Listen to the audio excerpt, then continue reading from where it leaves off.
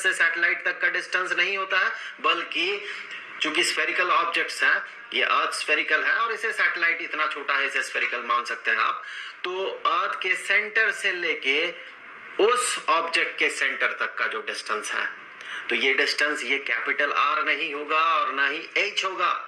यहाँ कंफ्यूजन होता है, लगता है कि एच होगा डिस्टेंस अर्थ से सैटेलाइट तक का डिस्टेंस, लेकिन ये एच अर्थ के सरफेस से, धरती के सरफेस से सैटेलाइट तक का डिस्टेंस है।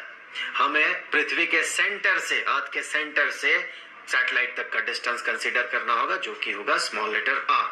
चलिए फिलहाल मैं स्मॉल लेटर आर लिखता हूं, आगे चल के इसे मैं सब्स्टिट्यूट कर दूंगा कैपिटल आर और एच के जो फंक्शन है उससे, जो कि है आर प्लस एच। यहां होना क्या है देखें, अगर ये ऑर्बिट में घूमना चाहे, अगर इसे घूमना है ऑर्बिट में, तो फिर ये दोनों फोर्सेस जो है, ये फोर्स और फिर ये ग्रेविटेशनल पुल जो है, इन दोनों को सेम होना होगा। दोनों का डायरेक्शन तो अपोजिट है, दोनों का मैग्नीट्यूड किसी तरह से सेम हो जाए तो ये इस ऑर्बिट में हमेशा घूमते रहेगा। तो इक्वेशन जो बनेगा यहाँ पर वो कुछ ऐसा होगा कि एफ सी जो है, जो सेंट्रीफ्यूगल फोर्स, जो स्यूडो फोर्स बाहर की तरफ एक्ट कर रहा है, इसे बराबर होना होगा ग्रेविटेशनल पुल के।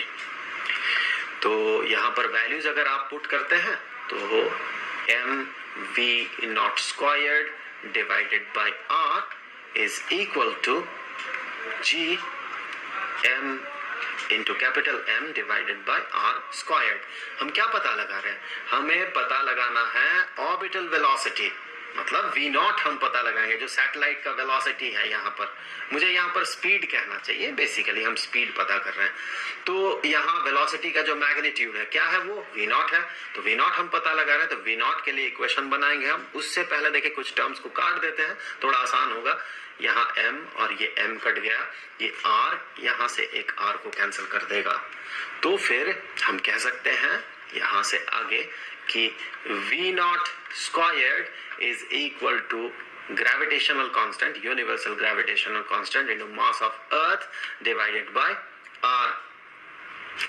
तो ये आसानी से हम कह सकते हैं कि v नॉट जो होगा ये बराबर होगा square root of g m divided by r. यहाँ पर इस r को हम सब्स्टिट्यूट कर सकते हैं r प्लस एच से, कैपिटल R प्लस एच से, तो यहीं कर देते हैं उसे सब्स्टिट्यूट।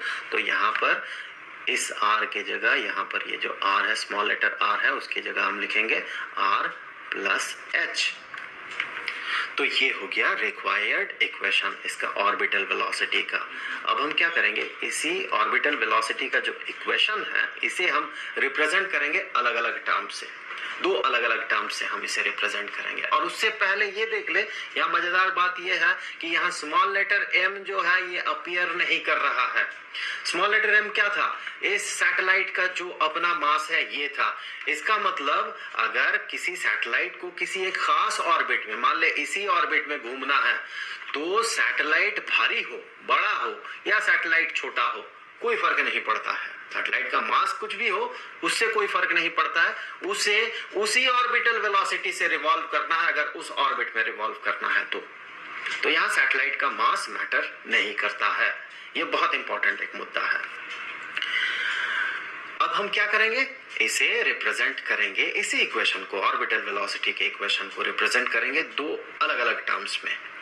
एक तो टर्म होगा g, मतलब एक्सीलरेशन ड्यू टू ग्रेविटी, जो कि होता है अर्थ के सरफेस में जो एक्सीलरेशन होता है किसी भी ऑब्जेक्ट का, नेचुरल एक्सीलरेशन जो होगा ड्यू टू ग्रेविटी, उसे हम कहते हैं एक्सीलरेशन ड्यू टू ग्रेविटी।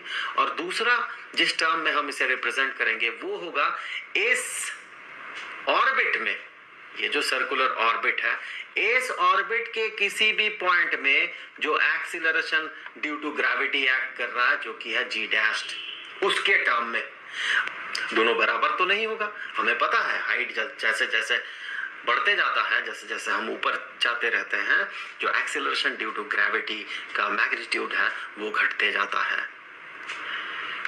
सबसे पहले इस g के टर्म में हम इसे रिप्रेजेंट करेंगे।